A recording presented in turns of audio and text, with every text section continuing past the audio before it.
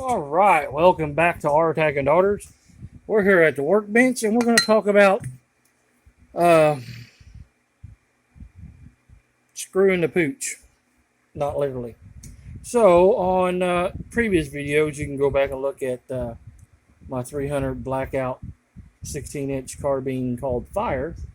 It had this quad rail on there, free-floating quad rail.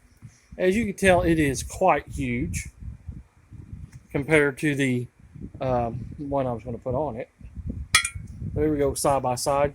Yes, this one is 13 inches, and this one's like 10. So, anyway, the idea was to swap out handguards. Well, there's a slight problem here. We're going to get into it here in a minute. So, you got to take out this plug here on the back, and then you unscrew it from this big giant screw right there. And when they put that bad boy together, this was a CD in and in upper that I took apart here. So anyway, we took the, it was one of their upper kits. A couple years ago I bought it. So you got to unscrew the barrel nut, and then you got to unscrew this here. And then you can take it out, and then you got to unscrew the, let's see here. Give you an idea here. This right here is like a jam nut, because that one's got that overhang right there. Not a bad idea. You got to line up the gas tube and all that jazz here, because this, that unscrews. You got to take out this plug here. So anyway, I just want to show you that real quick. So we'll move this out of the way. So this is a good a good handguard. It's a quad rail, like I said. I just got tired of it. I wanted to go something smaller, slimmer, lighter, blah, blah, blah. So there was our 300 blackout 16-inch rifle. It does have a piston length guide rod, or piston length tube in it. So that's great, because it'll be set up to run real quiet if I ever get a suppressor one of these years. If I ever break down and do it. So anyway, but the difference is this right here. This is the barrel nut for the new one, and it screws in. And you got some shims, so I was playing around with the shims, trying to get it right so I can get the upper here to line up with the line up with the handguard. So I guess I messed around with it one too many times, because my action rod must have let me down.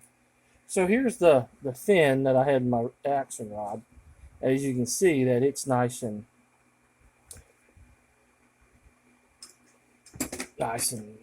shaved. Here's my action rod, which I have put a mini of AR-15 together with. So I did span those out and, make sure it wasn't rubbing on the inside. This is the other fin block it got. So that way when you stick it in the upper here, it doesn't turn on you. Maybe you see something there that's not quite right. So anyway, so I had this in the vise here, which I had to give me a new vise. I had to get it in. That's the lower of upper, or the lower of Fire, or the 300 blackout gun. I got a different upper on there now. I'm test fitting. Anyway, so obviously we had some issues. This obviously got messed up. So this is basically useless, I guess. I could flip it around. But anyway, they give you two. This is for AR-15. It is aluminum. Yes, I know they make steel ones.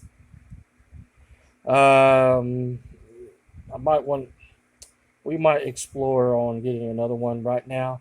I do have a clamshell one I don't like. I'm going to look for another clamshell. So anyway, with that out of the way, as you can see, it doesn't take nothing. So this is not a how-to video. So that's the barrel. Barrel's nice shape, fine. So let's look at this lower here, or this upper. Well, as you can tell, I have stripped it already. I've already took out the forward assist, and the magazine dust cover here. You might look at something else. It's missing a rear lug right here. And as you can see here, we get into it. We got some scratching right here, galling. Well, that was from my friend's, the pin in the, an autopsy, I should say. That was the pin here that walked out a little bit and was scraping everything. So I had to, I shaved it back down so it doesn't, and you know, took the roll pin and expanded it so it doesn't come walk out again. Anyway, so that's what that is right there. It's right here. That's where it was scraping a little bit right there. Yeah, not too good. Damage wise, I could take an emery cloth and polish that out. That's not too bad. But as you can see here, right down there, nothing going on. A little gouge in there. Not too bad. Again, that's something that can be polished out.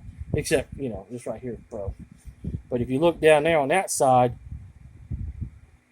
it's broke.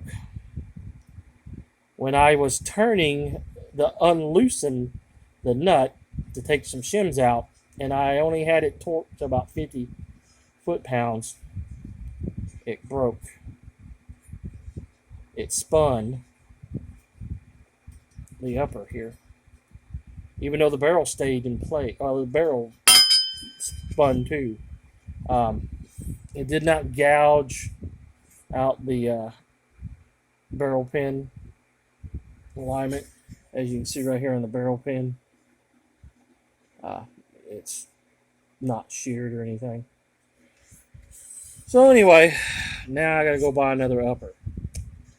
To tell you who made the upper, I could not tell you. All I know that is the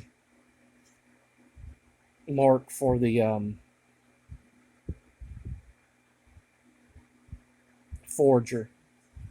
So I don't know who did the machine work on it, which I totally think that this is my fault. Just wondering if you guys ever had an issue with that. So let us know down in the comments below if you've ever cracked your upper receiver, broke it, trying to get the barrel nut off, and spinning on an action wrench.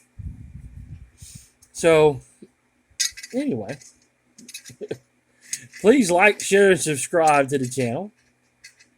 I guess this is my Joe Biden moment of 2021 for sure. So, yep. Now we got a bad upper receiver. $80, $100 down the tube. I might see if I can get me an aerial if anybody's got one in stock. If not, I'm gonna have to get an Anderson, which I don't have a problem with Anderson uppers. I'm gonna get me a new clamshell one for this when I go to do it. But anyway, just be careful when you're taking your stuff apart and all that, because sometimes you'll break stuff. And it is aluminum, so very disappointing. Shot maybe 500 rounds out of this rifle before ammo got stupidly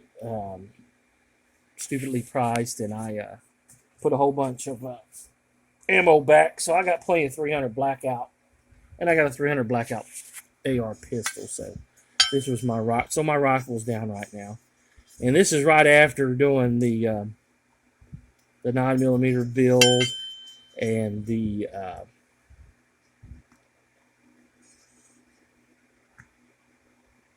12.5 inch AR build with ATI polymer uppers on the same action wrench. So I guess the polymers won out for the day. Well, they are, yeah. Anyway, I'm at a loss for words right now. So anyway, folks, please hit that ding dong bell there. Helps the channel out. Doesn't cost you anything to subscribe to the channel. It helps us out. Please leave a comment if you've done something like this yourself. And remember always, it costs nothing to be kind to one another, but it does cost something to yourself if you mess up. And today, I messed up on this one. Anyway, folks, thanks for watching, and we'll catch y'all next time.